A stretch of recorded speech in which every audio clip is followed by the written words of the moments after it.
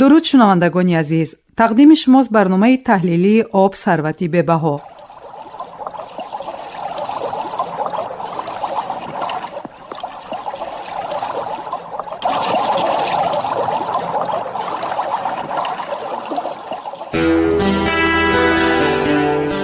тағйирёбии иқлим имрӯз дар сартосари ҷаҳон мушоҳида гардида ба як масъалаи глобалӣ табдил ёфтааст. олимон иброз медоранд ки раванди тағйирёбии иқлим дар гузашта як ҳодисаи табиӣ буда, дар ин марҳила таъсири антропогенӣ ба он ворид гардид ва он шиддат ёфт.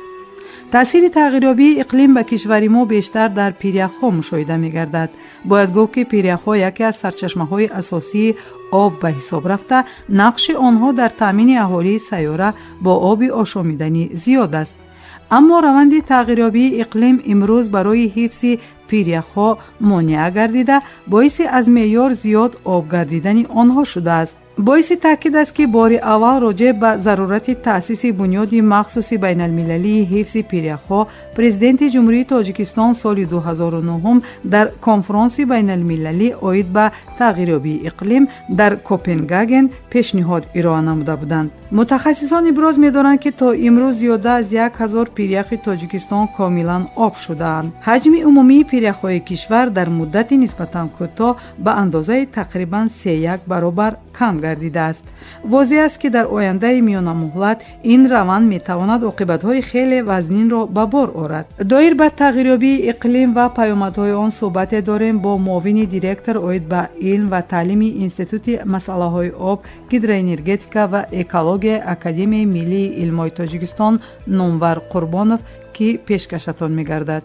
میخواستیم اندیشه‌های شما را دایر به تغییریابی اقلیم بشنویم. به اندیشه شما چرا اقلیم تغییر یافت؟ سالهای اخیر تغییریابی آن بیشتر مشاهده می‌گردد. واقعا هم یکی از مسائلی معاصری که امروز جامعه جهانی رو به تشویش آورده است این مسئله تغییریابی اقلیم یا تغییرات در اقلیم است. چون که هرچند از دایره‌های مختلف درباره تغییریابی اقلیم سر و صداها بیشتر به نظر می رسد و تمام متخصصان ساحه‌های گوناگون نیز درباره این مسئله اندیشه‌رانی می نمایند، ولی صرف نظر از این روند تغییریابی اقلیم هنوز از میلیارد سالها قبل وجود داشته است و آموزش‌های گیاخرونولوژی شهادت از آن می‌دهند که اقلیم کره ارض در مرحله‌های مختلف گیاخرونولوژی حرارت‌های بلندترین و پست‌ترین یعنی شدیدیت زیادی حرارت را اثر گذرانده است. ولی بعد از مخصوصا روی کار آمدن انقلاب علمی و تکنیکی که تاثیرات انسان بر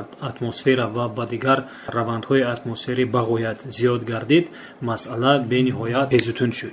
یعنی روند تغییریابی اقلیم اگر در گذشته یک حادثه طبیعی یک حادثه اتمسفری بود، اکنون در این مرحله تاثیرات آنتروپوژنی به آن وارد شد و این مرحله رو سرعت بخشید و شدت بخشید. یعنی اگر طبق مشاهده های بسیار ساله دینامیک تغییریابی اقلیم یک منظمی را اثر گذرانده باشد، مخصوصا بعد از انقلاب علمی و تکنیکی بعد از سالهای 70-80 عصر 19 این جانب و مخصوصا بعد سالهای 50-60 عصر 20 این مسئله باز با یک مشکلات گلوبالی به وجود آمد و از سال 1972 اولین کنفرانسی که در شهر استکهلم شاهیگری شوئدیا برگزار گردید اوید به حفظ محیط زیست بیشتر انسانیت را با این مسئله خوب مواجه گردانید و همین بود که هم متخصصان ساحه‌های اکولوژی، متئورولوژی، کلیماتولوژی و عموما علم‌های زمین‌شناسی با آن رسیدگی کردند که در نزد سازمان جهانی متئورولوژی گروهی کارشناسان بین حکومتی اوید به تغییریابی اقلیم را تأسیس کردند و این گروه در اساس مشاهده‌های بسیار ساله و در دوام هر 5 سال حسابات یا اینکه گزارش ارزیابی را اوید به روندهای تغییریابی اقلیم در سراسر سیاره انتشار می‌نماید و دوامی از سال 1990 این جانب بیش از 5 گزارش ارزیابی این گروه انتشار یافته است که همه آنها در رابطه با مشاهده‌های دقیق متئورولوژی روی کار آمدند. طبق گزارش آخرانی که آنها نشر کردند یعنی سال 2014 14 انتشار یافت. در آنجا گفته می شود که دایر به تغییریابی های اقلیم در آسیای مرکزی معلومات های صحیح و ناکفایه موجود هستند. یعنی از جانب دیگر گروه کارشناسانی در حسابات سالانه خود اوید بر روندهای تغییریابی اقلیم در آسیای مرکزی، یعنی گروه کارشناسانی بین اداروی اتحاد دولت‌های مستقل، در این گزارش گفته می شود که حرارت در حدود آسیای مرکزی در دوام 30 ساله 1973-2003 نسبت به 30 سال قبل، یعنی 1942-1972 0.5 درجه بالا رفته است. و همچنین طبق ارزیابی هایی که خود عالمان تاجیکستان مخصوصا در رابطه با اگنتی آب و هواشناسی نزد کمیته حفظ محیط زیست نزد حکومت جمهوری تاجیکستان که آنها 4 اخبار ملی جمهوری تاجیکستان عاید به تغییریابی اقلیم در دایره کنونسیون اقلیمی سازمان ملل متحد را انتشار نمودند، در آنجا نیز به طور برملا روند تغییریابی اقلیم در جمهوری تاجیکستان مخصوصا بالاروی حرارت هوا به نظر می رسد. یعنی نوابسته به این حجت های رسمی، غیر رسمی و تحقیقاتی که از جانب کارشناسان، عالمان و متخصصان ساحه گذرانیده شدند و انتشار یافتند، با وجود این تاثیرات تغییریابی اقلیم در تمام ساحه ها، مخصوصا تاثیرات منفی آن در تمام ساحه ها، مخصوصا ساحه های انرژتیک، کشاورزی، صنعت، نقلیات و سلامتی انسان بغایت به طور نظررس مشاهده می شود.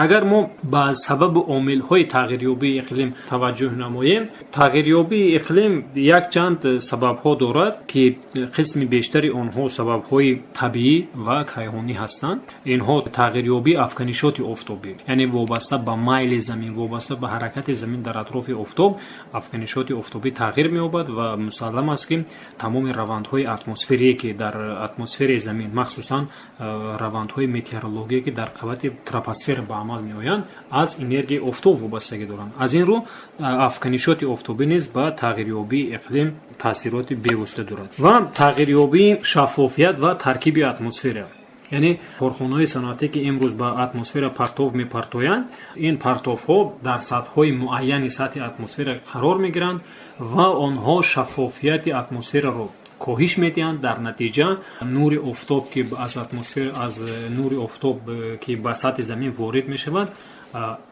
دوباره البدو یا اینکه از سطح نورافشان انعکاس شده با بیرون رفتن نمیتواند. این میتواند که با بالاروی حرارت هوای نزد زمین مساعدت نماید. این عامل است. و این عامل دیگر این فعال نقشوی ولکان ها که آنها در نتیجه پرتوها چنین ایرازول ها و چنگ و گاز ها را نیز به اتمسفر میپرتند. سناریوی دیگر یا اینکه عامل دیگری که در این روند مشاهده می شود، این باز همون تاثیرات آنتروپوژنی یا اینکه تاثیرات انسان سرشتی بر روند تغییریابی اقلیم است. صرف نظر از این سناریوهای یا اینکه سبب‌های پیدایش اقلیم، این چنین یک چند سناریوها برای دورنمای اقلیم الکی پیشگویی کرده شدند که اینها پیش از همه طور قبلا یادآور شدیم اقلیم کره ارض یا اقلیم سیاره زمین به طور دینامیکی همیشه در تحول بود و بسیاری از عالمان بر این نظرند که این یک مرحله از همون تحولات قبلی است که باز میتواند حالت مقرری خود رو پیدا نماید.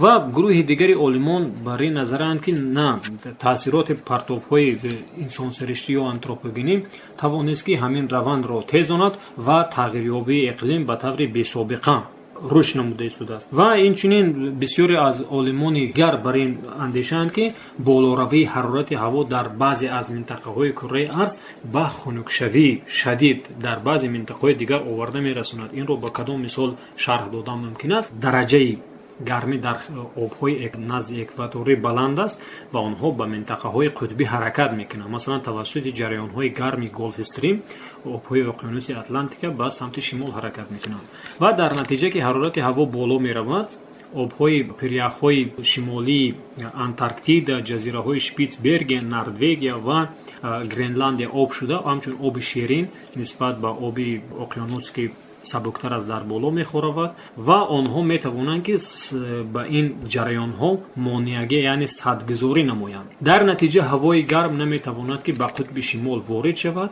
این باعث хунукшавии шадид дар минтақаҳои Аврупо ва қисматҳои шимолии оқитаи Осиё мегардад, ки ин назария низ дар марҳилаҳои муайяни тарихӣ мавҷуд будааст. Гипотезаи дигарин ё сценарии ояндаи дигарин ин эффекти парникӣ аст, ки аллакай дар натиҷаи партови корхонаҳои саноатӣ ки дар сатҳҳои атмосфера қарор мегиранд, ин метавонад ки ба ғажҷии атмосфера ва инчунин ба нобудшавии қабати озонӣ мусоидат намояд, ки ҳам дар натиҷа ҳарорати ҳаво баланд мешавад, ҳам дар натиҷа нурҳои ултрабинafши офтоб аз ин сурохиҳои азонӣ гузашта метавонанд ки ба организми зинда таъсироти манфии бештар расонанд. خیلی خوب. و اینجا می‌خواستیم بفهمیم که روند تغییریابی اقلیم در حدود جمهوری تاجیکستان چگونه است. جمهوری تاجیکستان در قطعه آسیا، مخصوصا در آسیای مرکزی، از بحر و اقیانوس‌ها به نهایت دور جایگیر است و این اقلیم حدود جمهوری تاجیکستان خصوصیت‌های به خود خاصی را دارا میباشد که سببگار اساسی این ریلیفی جمهوری تاجیکستان است. یعنی اگر ما با اقلیم آسیای مرکزی نظر نماییم، بیشتر آسیای مرکزی را بیابان‌ها تشکیل میدهند و طبق ارزیابی‌های متئورولوژی که سالهای آخر گذرانده شدند، بالوروی حرارت هوا در سطح خشکی و نیمکره شمالی نسبت به نیمکره جنوبی баландтар аст. аз ин нуқтаи назар мо гуфта метавонем ки осиёи марказӣ ки дар кӯраи шимолӣ ҷойгир шудааст, раванди ҳарорати ҳаво дар ин ҷо баландтар аст ва ҳамчунин тибқи арзёбиҳои гурӯҳи коршиносони байниҳукуматӣ оид ба тағйирёбии иқлим, сценарие ки барои иқлими осиёи марказӣ пешбинӣ шудааст, ин сценарии А1 Б1, яъне минтақаҳои ба раванди тағйирёбии иқлим ба ғоят осебпазир арзёбӣ карда мешавад, ки дар давоми ин солҳо гуфта мешавад дар ҳудуди осиёи марказӣ, махсусан гирду атрофи баҳри Арал ва соҳилҳои шарқии баҳри Каспӣ, барои ҳар 10 солае миқдори боришоти атмосферӣ то 5 дараҷа то 5% кам шудааст. вале дар ҳудуди ҷумҳурии Тоҷикистон ва махсусан минтақаи Булункул боришоти атмосферӣ ҳарчанд зиёд гардида бошад дар ин муддат, вале он боришоти мавсимӣ аст. ин наметавонад ки коҳишёбӣ ё ин ки деградатсияи перяхҳоро пешгирӣ карда бошад ва баръакс боришотҳое ки дар фасли гармо меборанд, инҳо ба обшавии перяхҳо мусоидат мекунанд, на ба захирашавиашон. бинобар ин раванди тағйирёбии иқлим барои ҷумҳурии Тоҷикистон ба ғоят таъсироти манфии зиёд ва хисороти бениҳоят зиёд дорад, ки инро мо дар ҳамасола гарм селиҳо, хоб обхезиҳои шадид ва дигар офатҳои табиӣ марбут ба равандҳои гидрометеорологӣ мушоҳида карда метавонем. امروز چیکار باید کرد تا اقلیم به سمت مثبت تغییر یابد؟ барои раванди тағйирёбии иқлимро ба самти мусбат тағйир додан, сараввал пеш аз ҳама, чун имрӯза ки дар тамоми васоити ахбори умма мо мешунавем, мардумро ба иттилоотро дар бораи падидаҳои ин падидаи номатлуб ва ин раванд мардумро бештар ба иттилоънок кардан дар кор аст, то ин ки мардум худашон дар асоси донишҳое ки аз ҳар гуна сарчашмаҳо мегиранд, бояд самтҳои фаъолияти худро мутобиқ намоянд ва ҳамчунин арзёбӣ кардани имкониятҳо ва захираҳои рушд барои минтақаҳои чун ҷумҳурии Тоҷикистон, ки ҳам минтақаи кӯҳистонӣ аст, ҳам минтақаи аз баҳри уқёнусҳо дур аст, ба ин раванд чӣ гуна мутобиқ гардонида бошад ва ҳамчунин рӯй овардан ки дар ҷумҳурии Тоҷикистон ки ҳиссаи асосӣ ба самти кишоварзӣ мехоравад, аз ин ҷиҳат бештар киш намудани растаниҳои ба гармӣ тобовар ва бо тавассути корҳои селексионӣ мутобиқ кардани растаниҳои гармидӯст ва ба хушксолиҳо тобовар. Масалан, мо мисоли инро дар ангур гуфта метавонем, чунки ангур яке аз растаниҳоест ки дар марҳилаҳои бо вуҷуди гузашти солҳои зиёд, яъне онҳо ангурҳо, яъне навъҳои барзиёди ангур дар иқлимҳои хушк ва камнам мутобиқ гардониданд ва аз ин усул мо метавонем ки дигар навъи растаниҳоро низ бо ҳамин восита бо роҳҳои селексионӣ ба ин муҳит мутобиқ намоем ва ҳамчунин арзёбии шароити мавҷуда ва дурнамои рушд дар тамоми соҳаҳо, аз ҷумла энергетика, кишоварзӣ, нақлиёт ва амсоли инҳо. Чунки агар яке аз мисолҳои оддӣ, чаро дар ҷумҳурии Тоҷикистон роҳҳо асфалтпӯш тез вайрон мешаванд, яке аз сабабҳои асосӣ ин аст ки иқлими ҷумҳурии Тоҷикистон зуд тағйирёбанда аст ва амплитудаи бузургиҳои метеорологӣ дар ҳудуди мо ба ғоят лапишноки зиёд доранд. Яъне агар дар минтақаи хатлони вилояти ҷумҳурии Тоҷикистон махсусан қисматҳои поёноби дарёи Кофарниҳон ва Вахш ҳарорати ҳаво то наздики 50 дараҷа расад ва дар маркази вилояти Бадахшон ҳамин ҳарорат ба баръакс то 50 дараҷа манфӣ мерасад. Яъне динамикаи амплитудаи тағйирёби бузургиҳои метеорологӣ бағоят зиёд аст. Бинобар ин вақте дар асфалт як меъёри маҳсулнокии нафтиро зиёд мекунанд, он дар гармӣ хоб часпакӣ бештар мешавад ва дар тобистон мошинҳо дуруст ҳаракат кардан наметавонанд. Ва вақте дар температура воқеан ҳарорат воқеан паст мешавад ва он ба муртият ё ин ки чарсият гирифтор мешавад, дар натиҷа шикаста. Бинобар ин мо ин масъала низ барои кишвари мо ҳам яке аз масъалаҳои бағоят хоб ҳассос ба ҳисоб меравад. Ва инчунин арзёбӣ кардани хатарҳои мавҷуда ва хатарҳои эҳтимолие ки дар оянда сар мезананд ва мутобиқ гардондани соҳаҳо ба ин хатарҳо, масалан ба ин гуна хатарҳо чиҳо буда метавонанд. Чунки масалан мушоҳидаҳои бисёрсола нишон дод ки боришоте ки ҳанӯз соли 2010 дар давоми 3 рӯз меъёри 3 моҳаи боришот дар минтақаи Кӯлоби вилояти Хатлон боиси сар задани сели зиёд дар ин минтақа махсусан ноҳияҳои Восеъ, Ҳамадонӣ ва Фархор гардида буд. Ва ҳамчунин соли гузашта дар шаҳри Панҷакент ва ноҳияҳои Абдураҳмони Ҷомеъи Хӯросон чунин боришот ба қайд гирифта шуд. Иқлими ҳамон минтақа ба раванди тағйирёбиҳои дарозмуддати боришот мутобиқ гардонида шудааст ва дар як марҳилаи муайян меъёри чандин моҳаи боришот дар он минтақа меборад ки хок бардошт кардан наметавонад. аз ин нуқтаи назар мо чӣ гуна кор карда метавонем? Дуруст аст ки ин як падидаи фалокатбори гидрометеорология аст, пешгирӣ кардани он амри муҳол аст, вале мо метавонем ки имкониятҳои худро ба он мутобиқ гардонида бошем, яъне тавассути шинондани ниҳолҳо дар минтақаҳое ки аз дар ҳолати бодлесӣ қарор доранд, чунки ҳам қабати хокро шамолҳо шуста мебаранд, покиза карда эрозия мешавад ва ҳамчунин он метавонад ки аз селоматҳо ва дигар падидаҳо то андозае нигоҳ дорад, чунки релефи ҷумҳурии Тоҷикистон релефи мураккаб аст ва дар ин гуна релефҳои мураккаб фронтҳои оклюзивӣ ташаккул меёбад ки яъне дар як ҷо миқдори зиёди боришот меборад, дар дигар ҷо аллакай ин боришот ба қайд гирифта намешавад. Бинобар ин пешгӯӣ кардани чунин ҳолатҳо барои релефҳои мураккаби чун ҷумҳурии Тоҷикистон бағоят кори мушкил аст. саломат бошед. Ташаккур аз шумо ва мехостем дар ин робита аз шумо каме андеша бигирем. аввали моҳи марти соли гузашта президенти кишварамон азимни суханронӣ дар мулоқоти якуми панели сатҳи баланд оид ба масъалаҳои об ва иқлим пешниҳод намуданд ки соли 2025 соли байналмилалии ҳифзи пиряхҳо эълон гардад. дар ин маврид мехостем андешаҳои шуморо бишнавем. хоб воқеан ҳам президенти ҷумҳурии Тоҷикистон ҳамчун як шахсияти сиёсӣ дар арзаи ҷаҳонӣ ташаббускори бисёре аз масоили обу иқлим дар маҷмӯъ масоили экологӣ шинохта шудаанд. ин бесабаб нест, ин бо далелҳои равшан ба ҳамагон маълум аст, чунки аллакай дар 8 шӯрои ҷаҳонии об ки дар давоми ҳар 3 сол як маротиба дар форуми ҷаҳонии об баррасӣ мегардад, аллакай президенти ҷумҳурии Тоҷикистон дар тамоми ин форумҳо хоб ба таври маҷозӣ, хоб ба таври ҳузурӣ иштирок намуданд ва 3 ташаббуси аз ҷониби ҷумҳурии Тоҷикистон дар шахсияти муҳтарами Воли Раҳмон пешниҳод гардида маҳз дар ҳамин форумҳо пешниҳод карда шуд ки яке дар ҷумҳурии Корея, дигаре дар Япония ва сеюме дар ҷумҳурии Туркия буданд.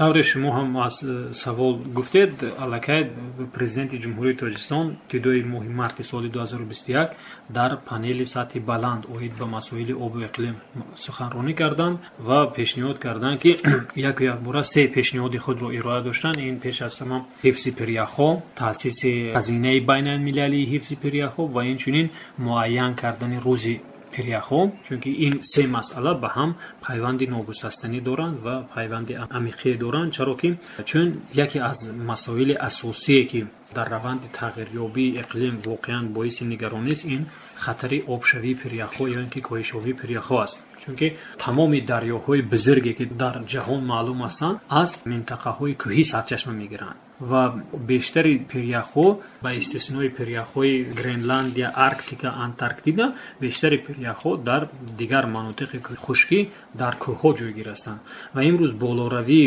ҳарорати ҳаво боиси коҳишёбии перяхҳои тамоми системаҳои кӯҳии сайёраи Замин гаштааст.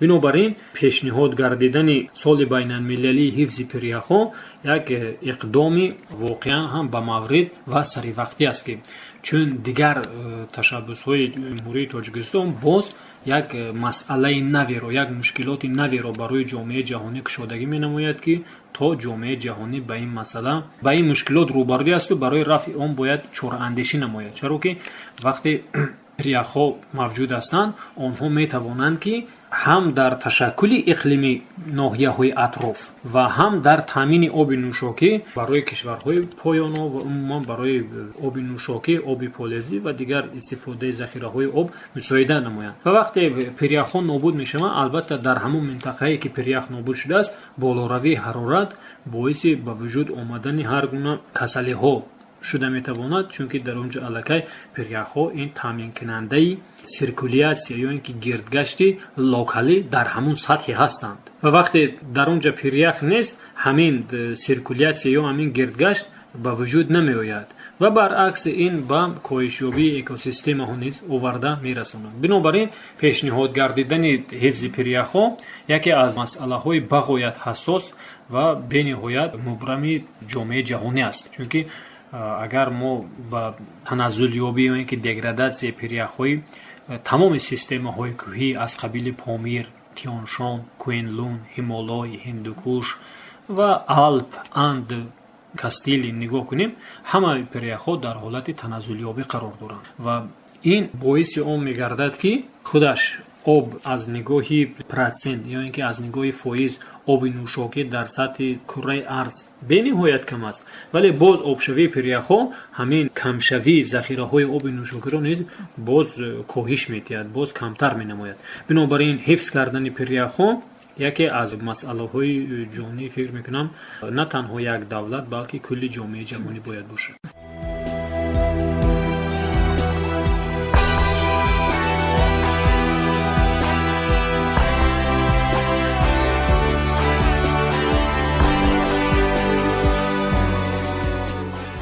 шунавандагони азиз, ёдовар мешавем ки шумо суҳбати моро доир ба тағйирёбии иқлим ва паёмадҳои он бо муовини директор оид ба илм ва таълими Институти масъалаҳои об, гидроэнергетика ва экологияи Академияи миллии илмҳои Тоҷикистон Номбар Қурбонов шунидед. тавре ки аз суҳбат бармеояд, имрӯз барои пешгирӣ аз тағйирёбии иқлим олимону коршиносонро мебояд ба сокинони сайёра иттилои бештар пешниҳод намоянд. аҳолии сайёра бояд ба тозагии гирду атроф диққати бештар диҳанд.